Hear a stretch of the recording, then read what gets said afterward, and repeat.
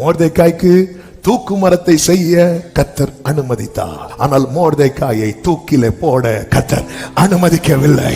யோசேப்பை குழியிலே தூக்கி போட கர்த்தர் அனுமதித்தார். ஆனால் அந்த குழியை மூடி போட கர்த்தர் அனுமதிக்கவில்லை.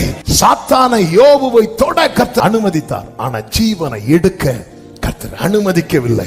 சாத்ராக், மேஷாக், ஆபேத்நேகோவை அக்கினி சூளையிலே போட கர்த்தர் அனுமதித்தார். ஆனால் அந்த அக்கினி அவர்களை பலன் செய்ய கர்த்தர் அனுமதிக்கவில்லை.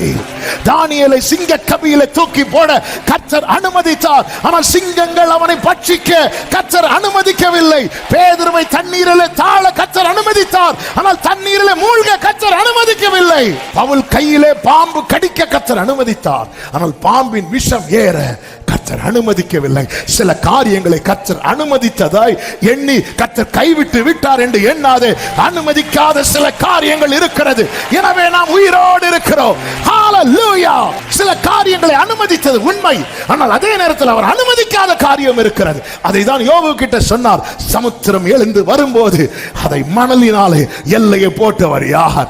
இவ்வளவு பெரிய சமுத்திரத்துக்கு நான் ஒரு எல்லையை போட்டு இருப்பேன் என்றால், யோபுவே, உன் வாழ்க்கையில சிலதை அனுமதித்தது உண்மை. ஆனா சில காரியம் அனுமதிக்காததுனாலதான் இன்னைக்கு நீ சாட்சியா நிக்கிற. எனக்கு ஜீவனை தந்ததும் அல்லாமல் எனக்கு தயவும் பாராட்டி